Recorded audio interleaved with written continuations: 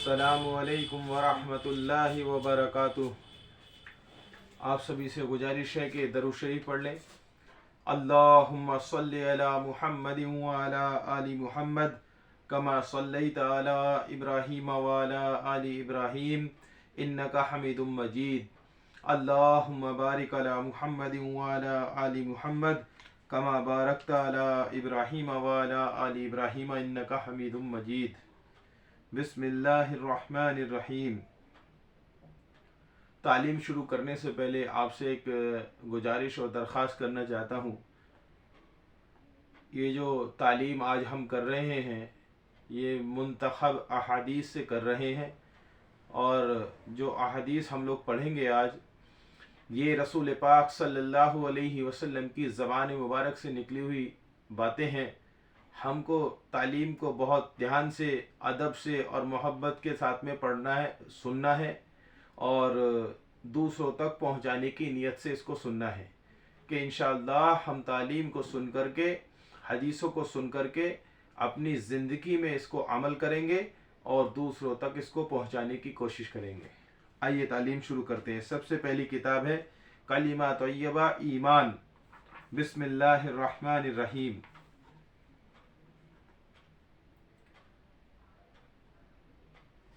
हज़रत ज़ैनब रज़ी अल्लाह ताला अन्हा बयान फरमाती हैं कि मैंने नबी करीम सल्लल्लाहु अलैहि वसल्लम की अहलिया मुहतरमा हज़रत उम्मे हबीबा रज़ी अल्लाह ताला अन्हा के पास उस वक्त गई जब उनके वालिद हज़रत अबू सुफियान बिन हर्ब रज़ी अल्लाह ताला अन्हु का इंतकाल हुआ था।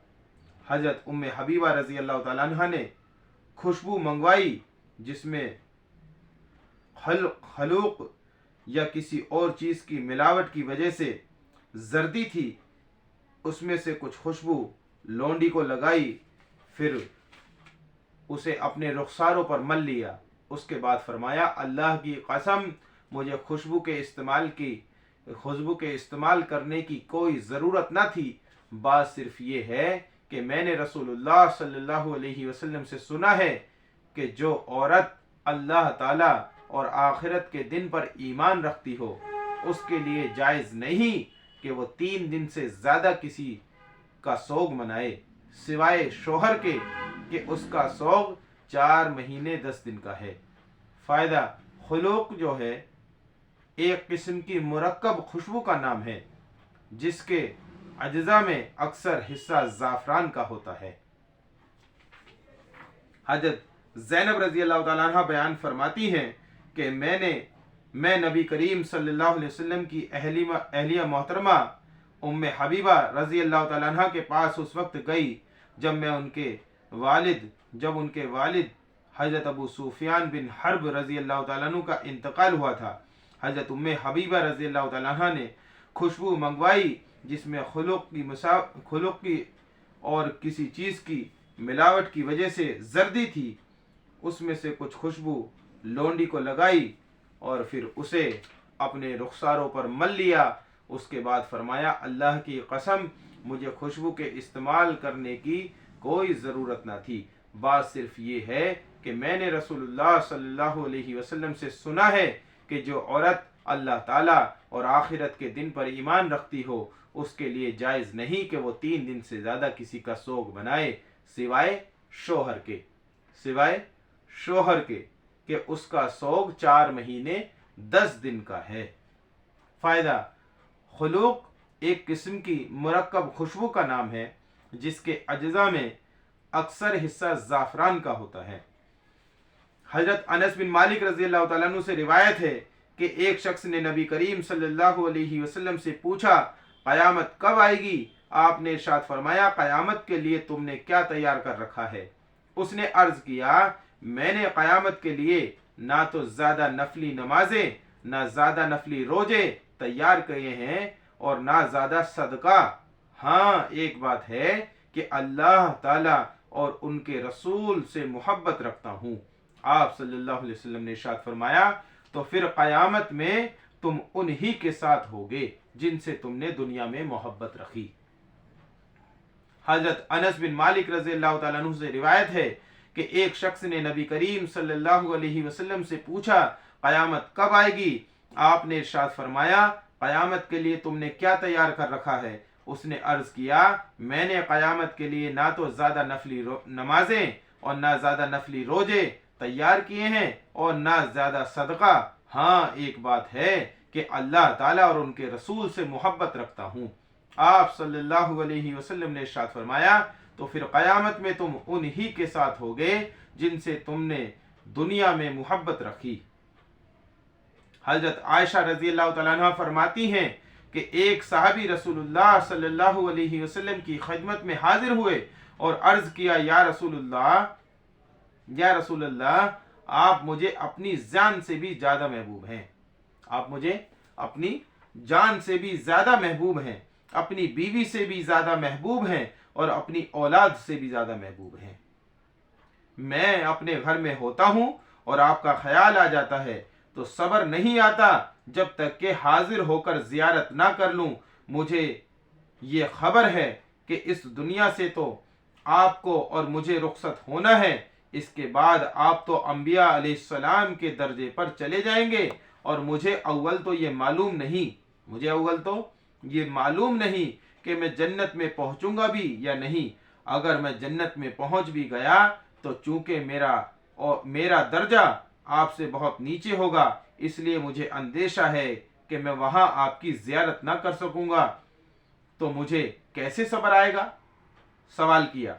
रसूलुल्लाह सल्लल्लाहु अलैहि वसल्लम ने उनकी बात सुनकर कुछ जवाब ना दिया, यहाँ तक कि ये आयत नाजिल हो गई वमन युतिइल्लाह वर रसूला फउलाइका मअल्लज़ीना अनअमल्लाहु अलैहिम मिनन नबिय्यीन वसिद्दीक़ीन वशुहदाई वस्सालिहीन व हसून उलाइका रफ़ीक़ा, जिसका तर्जुमा ये है कि और जो शख्स अल्लाह व रसूल का कहना मान लेगा तो ऐसे अशखास भी उन हजरात के साथ होंगे जिन पर अल्लाह ताला ने इनाम फरमाया है, यानी अंबिया, सिद्दीकीन, शुहदा और सुलहा, और ये हजरात बहुत अच्छे रफीक हैं।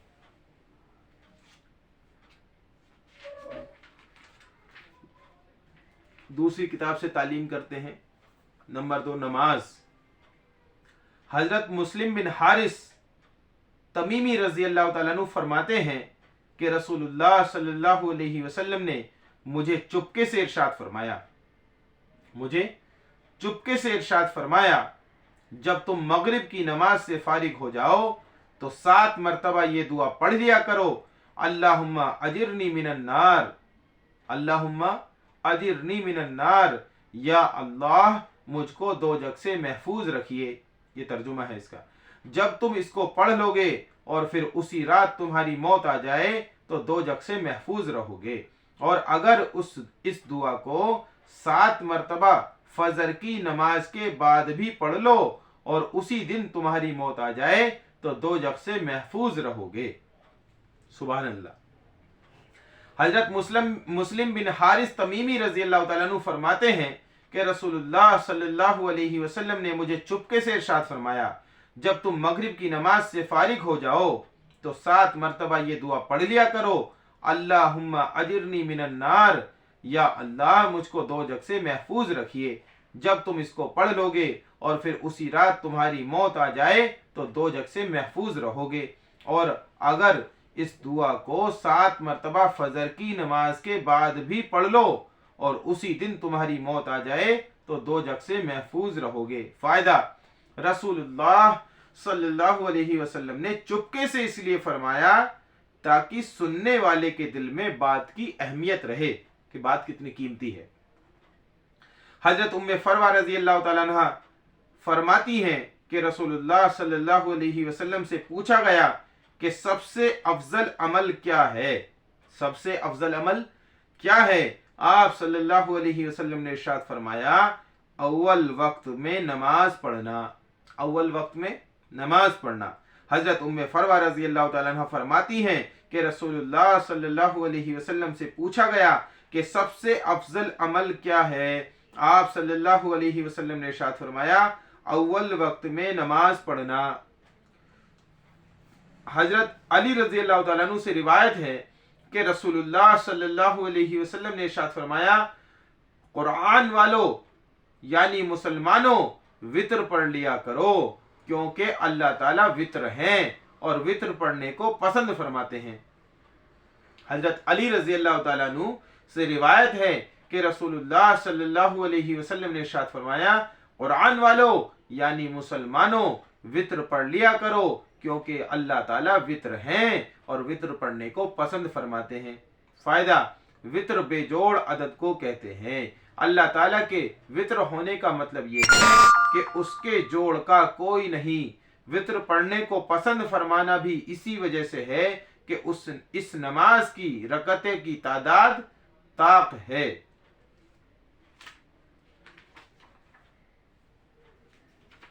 نمبر 3، علم اور ذکر۔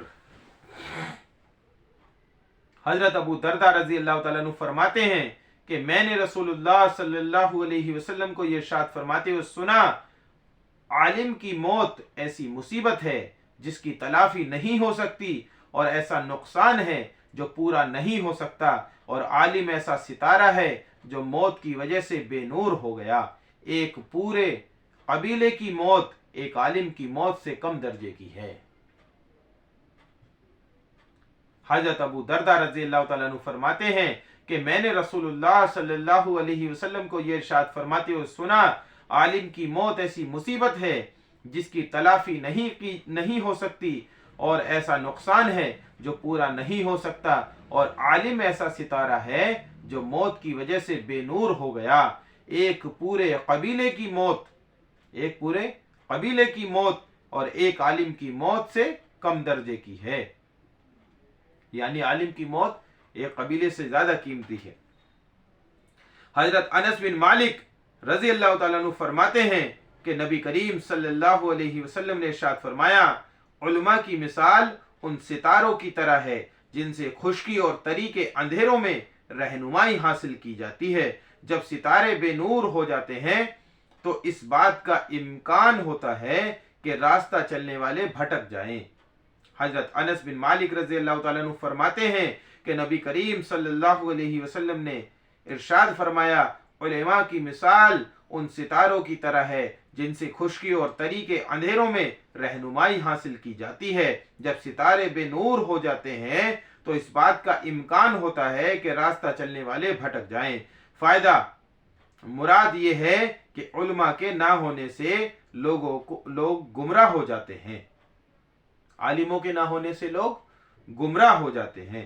حضرت ابن عباس رضی اللہ تعالیٰ عنہما فرماتے ہیں کہ رسول اللہ صلی اللہ علیہ وسلم نے ارشاد فرمایا، ایک عالم دین شیطان پر 1000 عابدوں سے زیادہ سخت ہے۔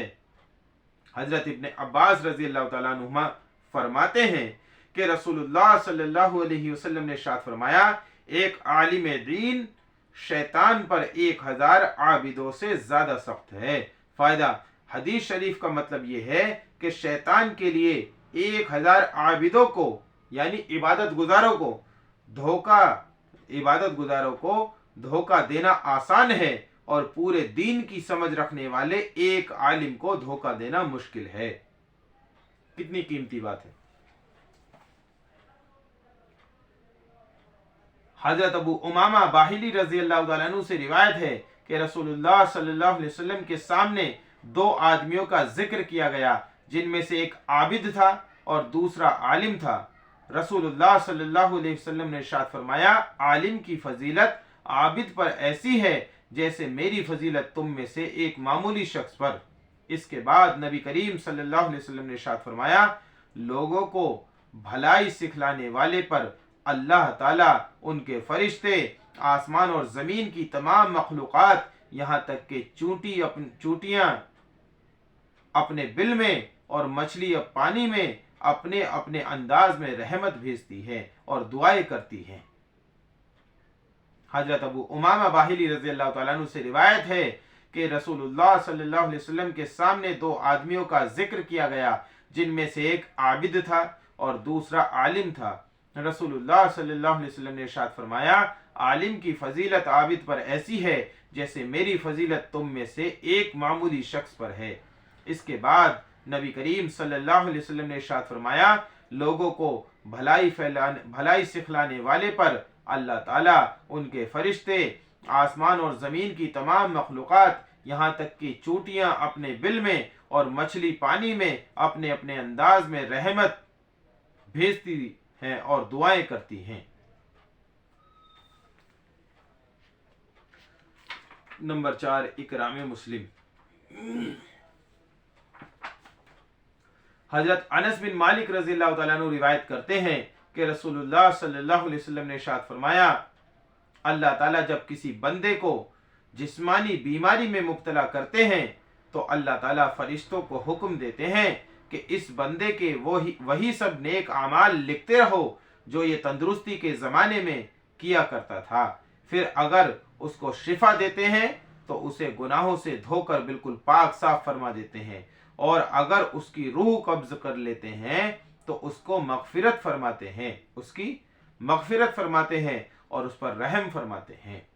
حضرت انس بن مالک رضی اللہ تعالیٰ عنہ روایت کرتے ہیں کہ رسول اللہ صلی اللہ علیہ وسلم نے ارشاد فرمایا اللہ تعالیٰ جب کسی بندے کو جسمانی بیماری میں مبتلا کرتے ہیں تو اللہ تعالیٰ فرشتوں کو حکم دیتے ہیں کہ اس بندے کے وہی سب نیک اعمال لکھتے رہو جو یہ تندرستی کے زمانے میں کیا کرتا تھا، پھر اگر اس کو شفا دیتے ہیں تو اسے گناہوں سے دھو کر پاک صاف فرما دیتے ہیں، اور اگر اس کی روح قبض کر لیتے ہیں تو اس کی مغفرت فرماتے ہیں اور اس پر رحم فرماتے ہیں۔